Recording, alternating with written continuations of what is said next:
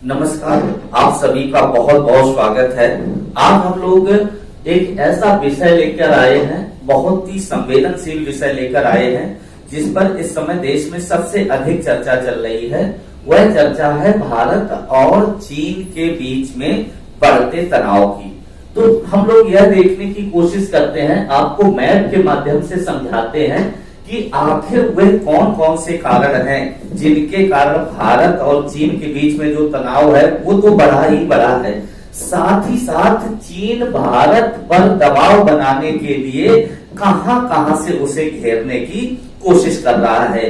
तो यह सारी चीजें हम आपको एक मानचित्र के माध्यम से समझाने की कोशिश करते हैं।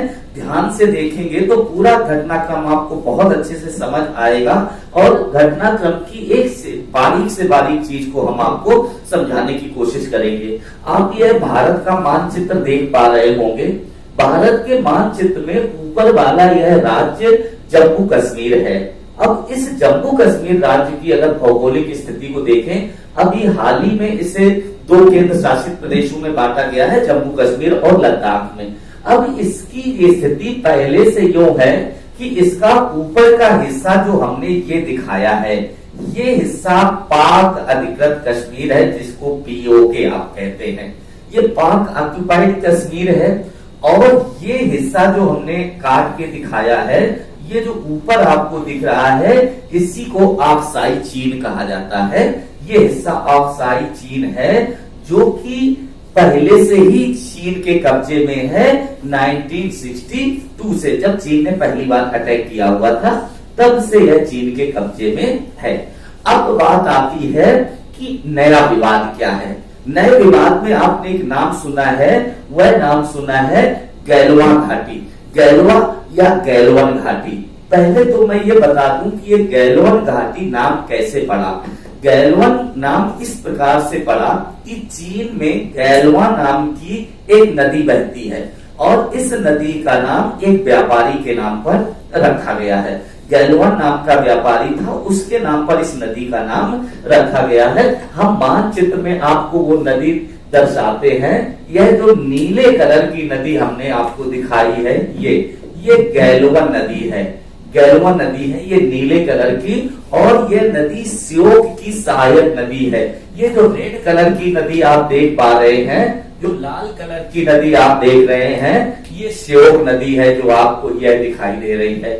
अगर हम श्योक नाम लिखें तो श्योक बेसिकली शोक से ही बना है, और इसे श्योक नदी इसलिए कहा जाता था कि व्यापारी जब इससे गुजरते थे तो सर्दी के दिनों में इसका पानी जम जाता है, तो उसके ऊपर से व्यापारियों का आवागमन होने लगता था। लेकिन कभी कभी देखते थे कि बर्फ बहुत कमजोर होती थी, तो वहां व्यापारी नीचे धंस जाते थे और उसी में बर्फ के अंदर धंस के उनकी मृत्यु हो जाती थी। तो इसलिए ये श्योक नदी के नाम से जानी जाती है, और इसी श्योक की सहायक नदी गैलवन नदी है। और आगे यह श्योक नदी खुद ही बढ़ती है, तो ये जो काले कलर की सिंधु नदी चली आ रही है, ये सिंधु की सहायक नदी बन जाती है। तो आपने तीन नदियां देखी, ये काली नदी सिंधु है, यह लाल नदी श्योक है, और ये जो नीले रंग की नदी आ रही है, ये गैलवन नदी है। अब यही पर विवाद है। विवाद का कारण क्या है कि ये ऑक्साई चीन का हिस्सा है, जो चीन के पास पहले से था। इसके बाद भारत की संधि हुई चीन के साथ कि इस हिस्से को छोड़कर बाकी बचे हिस्से में चीन आगे की ओर नहीं बढ़ेगा, और फिलहाल भारत इस जटिल इशू को बहुत अधिक अभी नहीं छेड़ेगा। इस तरह का एक समझौता हुआ। अब क्या हुआ कि ये जो गैलवन नदी है, इस गैलवन नदी के किनारे किनारे चीन ने इधर एक सड़क बना ली। चीन ने एक सड़क बना ली। यहाँ पर चीन की दो आर्मी पोस्ट हैं। वह आर्मी पोस्ट है P4 और P5। अगर हम इसको दिखाएं तो ये P4 और P5, ये दो आर्मी पोस्ट हैं इसकी। यहां तक इसको आने की इजाजत थी कि इस पोस्ट तक आके वह अपनी निगरानी करेगा। इधर भारत की पोस्टें ऑलरेडी थी, लेकिन भारत के साथ अभी तक ये समस्या है कि भारत की पेट्रोलिंग पोस्ट तो है यहाँ पर, लेकिन अभी भारत सड़क मार्ग से यहाँ तक नहीं जुड़ पाया था, यहाँ तक तो सड़क मार्ग से ये नहीं जुड़ पाया है, लिहाजा इसके सैनिक पेट्रोलिंग करते हैं तो उन्हें काफी लंबा रास्ता पैदल चलना होता है। और जो संधि हुई थी चाइना के साथ, उसमें ये भी था कि चीन और भारत दोनों अपने अपने क्षेत्रों की पेट्रोलिंग करेंगे और इनकी सीमा से 4 किलोमीटर भारत अपनी ओर और 4 किलोमीटर चीन अपनी ओर जो सैनिक रखेंगे वो सैनिक हथियारों से लैस नहीं होंगे, यानी उनके पास हथियार नहीं होंगे। बाकी अपना जो है वो पेट्रोलिंग करेंगे, उनके पास राड हो सकती, डंडे हो सकते हैं, लेकिन उनके पास हथियार नहीं होंगे। ये दोनों में समझौता हुआ। अब जब चाइना ने यहाँ पर अपनी रोड बना ली तो भारत भी अपने इंफ्रास्ट्रक्चर पर काम करते हुए यहाँ पर इसने रोड बनाना प्रारंभ किया। भारत इधर से अपनी रोड ये बना रहा था। अभी लॉकडाउन के दौरान इसका काम धीमा नहीं बल्कि बंद हो गया। इसी का अवसर उठा के चीन के जो सैनिक थे जिन्हें P5 तक आने की इजाजत थी, और ये जो मोड़ आप देख रहे हैं ये मोड़ ही गैलवन घाटी का मोड़ है, ये वाला मोड़। तो इसी मोड़ पे ये आगे बढ़ाए, ये यहां तक बढ़ाए। चूंकि भारत की आर्मी लगातार निगरानी करता है, भारत की आर्मी को ऐसा लगा पिछले महीने की 5 तारीख को कि शायद कोई चीनी घुसपैठ यहाँ पर हुई है, तो उसकी निगरानी करने के लिए ये आगे बढ़ते हैं बिना वाहनों के। और जो सैटेलाइट से तस्वीरें दी गई हैं, सैटेलाइट को जूम करके उन तस्वीरों में यह बात दिखाई गई है कि चीन की न सिर्फ आर्मी आगे बढ़ी है बल्कि चीन ने पीछे से अपनी बहुत सारी आर्मी को उनको कवर करने के लिए भी यहाँ पे बुला रखा है। उसके सैकड़ों ट्रक यहाँ पर दिखाई दे रहे हैं, सैकड़ों तंबू यहाँ पर लगे हुए दिखाई दे रहे हैं। लेकिन भारत इन पर विश्वास किया था कि नहीं, हमारा समझौता हुआ तो ये ऐसा नहीं करेंगे। लेकिन जब भारत के सैनिकों को इस बात की खबर लगी तो यह पेट्रोलिंग करते हुए आगे यही चेक करने गए हुए थे कि क्या चीनी सैनिक हमारी सीमा की ओर बढ़े हैं या नहीं। जब ये वहां पहुंचे हैं, क्योंकि इनके हाथ में सिर्फ राड थे, डंडे थे, क्योंकि हथियार ले जाने की इजाजत नहीं थी समझौते के तहत, वो भी वह समझौता शांति काल में हुआ था। हमें ये बात भी ध्यान रखना है कि हथियार न ले जाने की इजाजत न होने का मतलब यह बिल्कुल नहीं है कि अगर किसी तरह का तनाव बढ़ेगा तो सैनिक हथियार का इस्तेमाल नहीं करेगा। यह समझौता शांति काल में हुआ था, लिहाजा अगर इस समझौते का उल्लंघन कोई भी करता है, चीनी सैनिक इसका उल्लंघन करते हैं, तो भारतीय सैनिक किसी भी समय उनके हथियार पर सैनिक आ सकते हैं और इनका मुकाबला कर सकते हैं। तो यहाँ से भारतीय सैनिक आगे बढ़े। जैसे यहाँ से भारतीय सैनिक आगे बढ़े, इस जगह पर इनका आमना सामना चीनी सैनिकों से हो गया।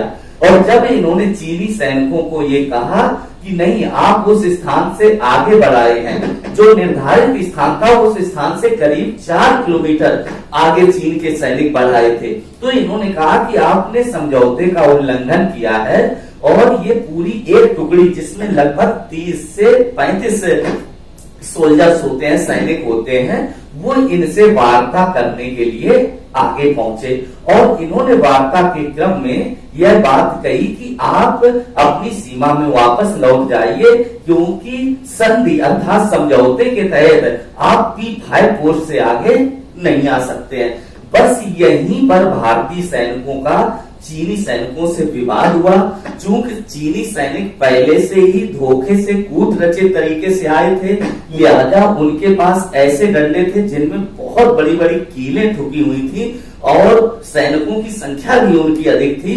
लिहाजा उनके सैनिकों ने सबसे पहले भारत के 3 अधिकारियों को बंदी बना लिया।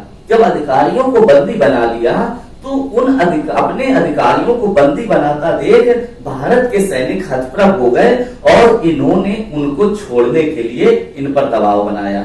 जब इन्होंने चीनी सैनिकों पर दबाव बनाया कि हमारे अधिकारियों को आप छोड़िए, यह बात चीनी सैनिकों को नागवार गुजरी। चूंकि वो साजिश के तहत पहले से ही उनकी नीयत अच्छी नहीं थी, लिहाजा उन्होंने भारतीय सैनिकों पर हमला कर दिया और बड़े लोमहर्षक तरीके से कुछ सैनिकों को मारा।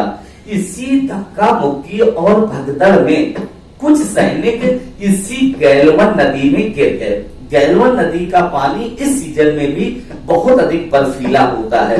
लगभग बर्फ ऐसी जमी रहती है और ये जगह बहुत ऊंचाई पर है, लगभग 11,000 फीट की ऊंचाई है। लिहाजा वहां से जब ये नीचे गिरे हैं तो एक तो 11,000 फीट नीचे आए हैं, दूसरा उसका पानी बहुत अधिक ठंडा था, तो हो सकता है कुछ सैनिक जिंदा भी रहे हों, लेकिन कोई मदद नहीं तत्काल मिल पाई, जिस कारण उनकी भी मृत्यु हो गई। फिर बाद में उनकी बॉडी रिकवर हो गई। यही नहीं, करीब करीब 10 सैनिकों को तो चीन के अधिकारियों ने बंदी बना लिया, जो उनके पास 3 दिन तक कैद में रहे। लेकिन बाद में जब दबाव बढ़ा तो चीन ने उन सैनिकों को छोड़ा, रिहा कर दिया।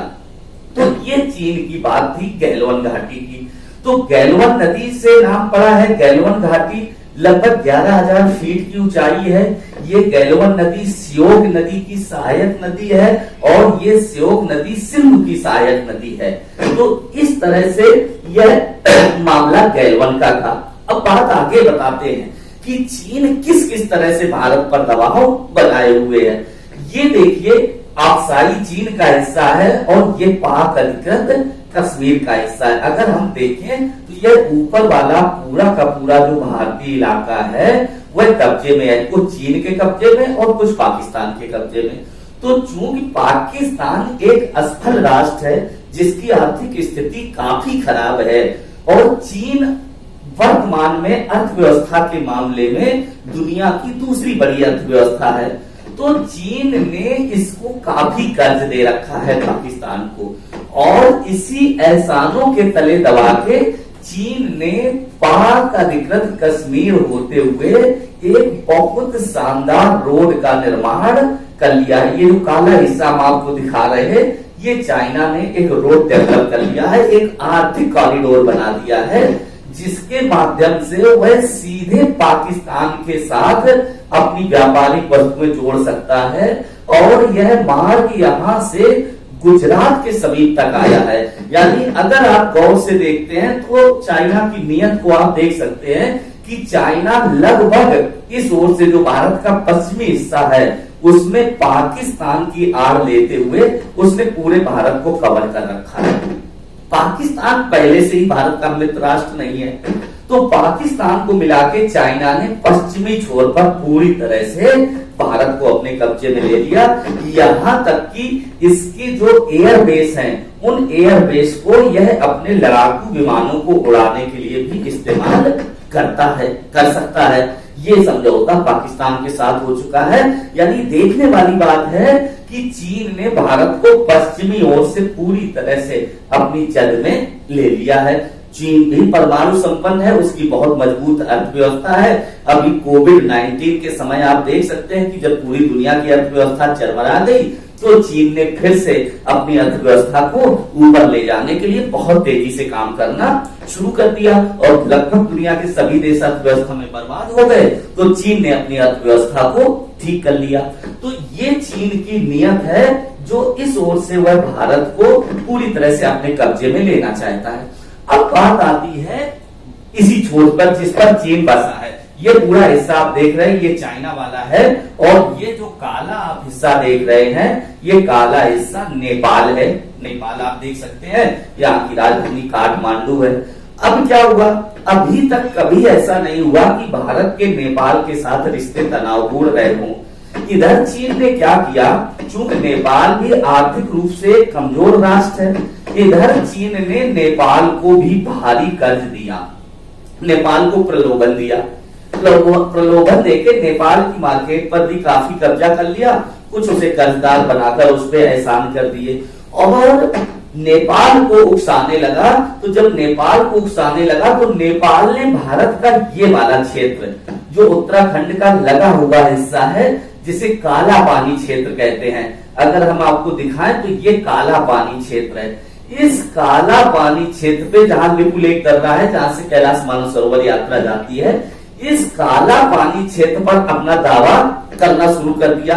ये एकदम नया घटनाक्रम है, इससे पहले कभी नहीं हुआ। यह क्षेत्र भारत का अभिन्न हिस्सा है, इस संप्रभु राष्ट्र भारत का हिस्सा है, लेकिन नेपाल इस पर जो है अपनी दावेदारी करने लगा। किसकी सह पर?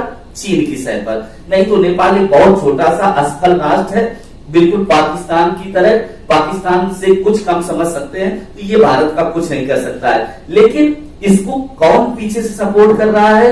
यह चाइना, चूंकि भारत की अर्थव्यवस्था को अपने कब्जे में लेना चाहता है, क्योंकि वह देख रहा है लगातार कि इस समय भारत का झुकाव चाइना की, अमेरिका की ओर बढ़ रहा है, जिससे कि चाइना बेहद नाराज है। क्योंकि भारत की लगभग 130 करोड़ की आबादी है, भारत की जरूरतें ज्यादा है, तो भारत का मार्केट बड़ा है, लिहाजा भारत के इस बाजार पर कब्जा करने की अमेरिका पूरी कोशिश करता है। जैसे भारत दूसरे से अपने व्यापारिक समझौते करता है, तो अमेरिका को मिर्ची लग जाती है, चाइना को मिर्ची लग जाती है, और चाइना उस पर कूटनैतिक तरीके से वार करना प्रारंभ कर देता।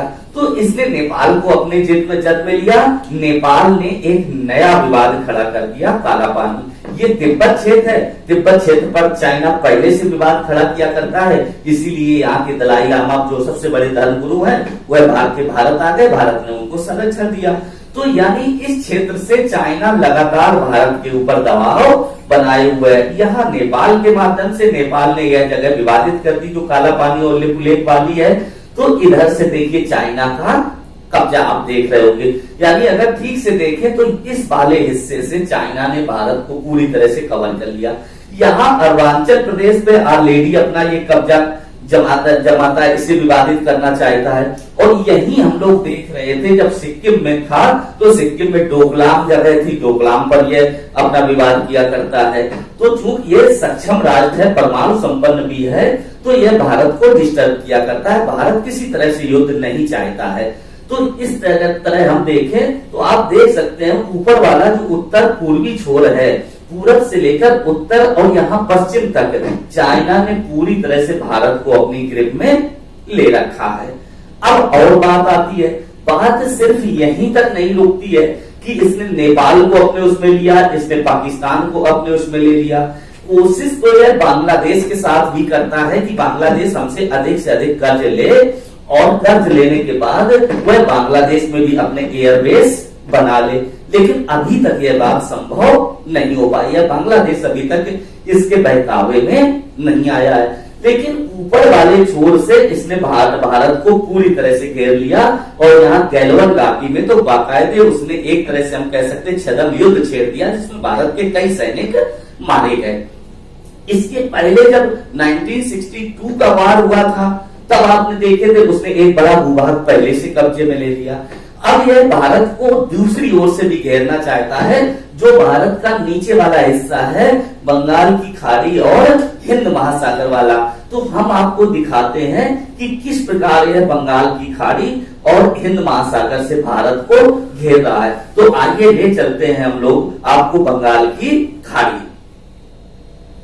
अब आप देखिए नीचे वाला हिस्सा हम लोग बात करते हैं कि चाइना को सिर्फ उतने से ही तसल्ली नहीं हुई, इसने क्या किया, ये जो श्रीलंका आप देख रहे हैं, इसने श्रीलंका में एक हम्बनटोटा करके बंदरगाह, हम्बनटोटा बंदरगाह जो कि बिल्कुल भारत के समीप है, जो पाक की खाड़ी है, पाक की खाड़ी के समीप ये हम्बनटोटा बंदरगाह है।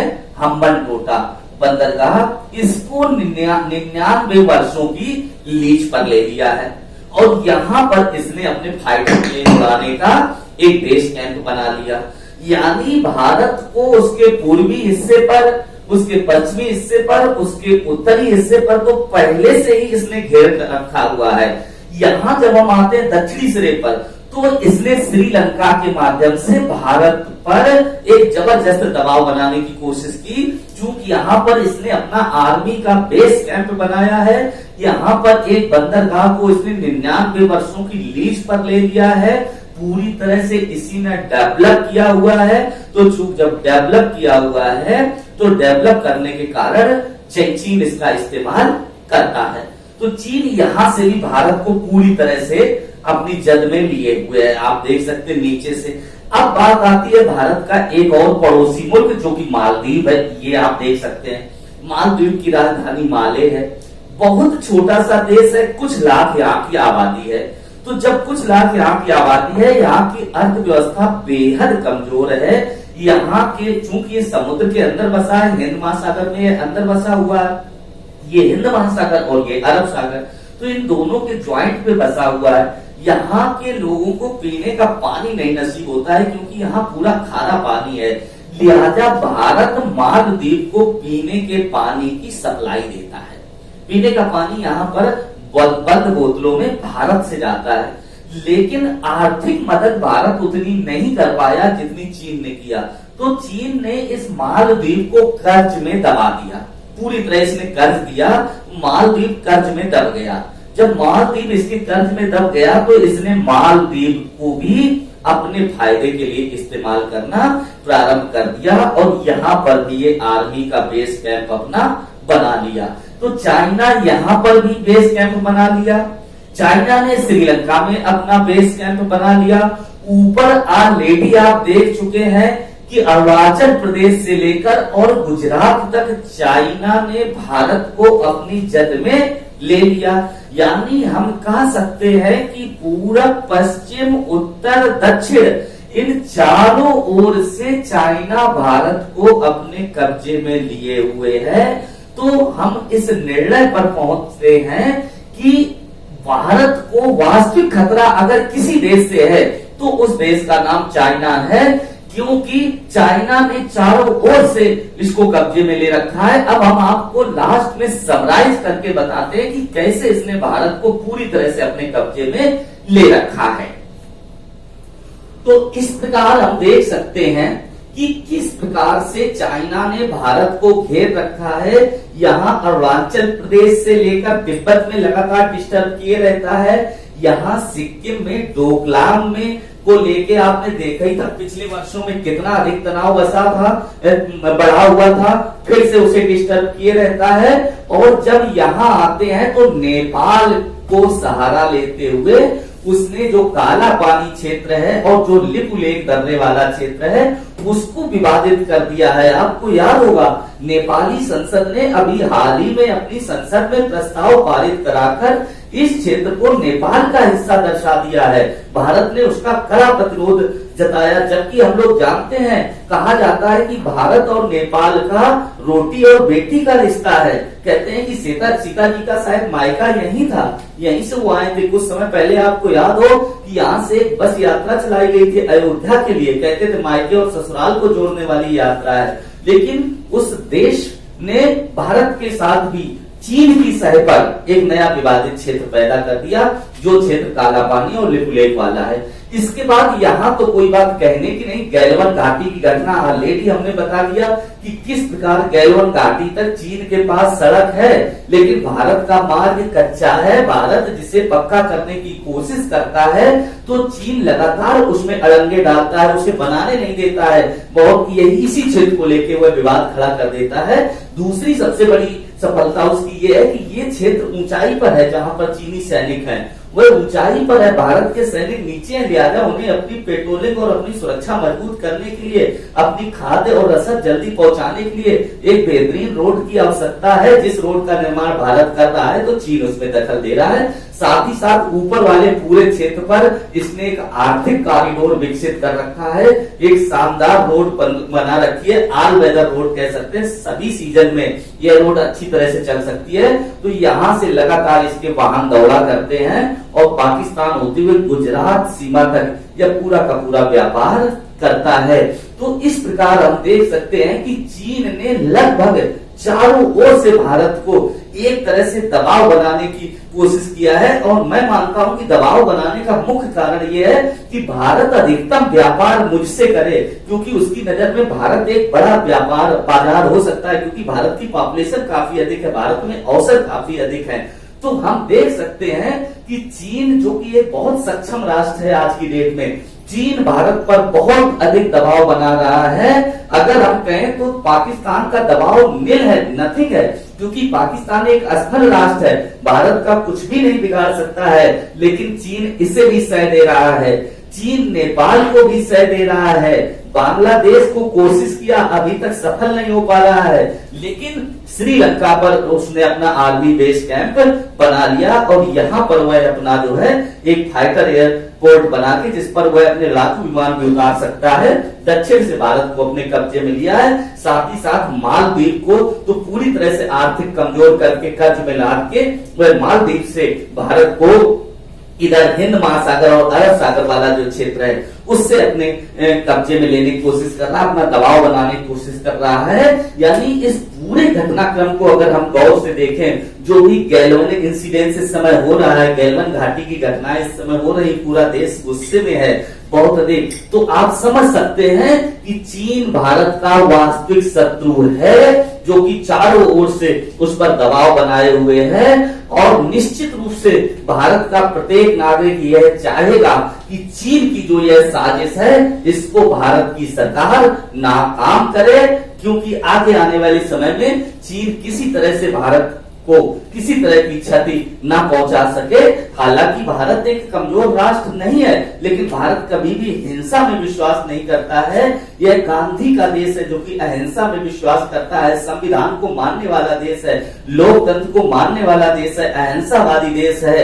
इसलिए पहले भारत किसी तरह की लड़ाई नहीं लड़ता है, लेकिन अगर इसे मजबूर किया गया तो भारत इन सभी को मुंह तोड़ जवाब देने के लिए सक्षम है। पूरे घटनाक्रम को देख के हम समझ सकते हैं कि किस तरह से चीन ने गैल्वन घाटी को विवादित क्षेत्र बनाया हुआ है। मुझे उम्मीद है यह पूरा डिस्कशन आपको बहुत अच्छे से समझ में आया होगा, क्योंकि यह एक राष्ट्रीय मुद्दा है और इस राष्ट्रीय मुद्दे पर देश का प्रत्येक नागरिक बेहद संवेदनशील है। तो हम उम्मीद करेंगे आप इस मुद्दे को बहुत अच्छे से समझे होंगे, और चूंकि यह हमारे देश की बात है हम इसे समझेंगे और इसी के साथ हम अपनी भारत सरकार के साथ खड़े होंगे कि हर हाल में हमें चीन की साजिश को बेनकाब करना है। आप सभी को बहुत बहुत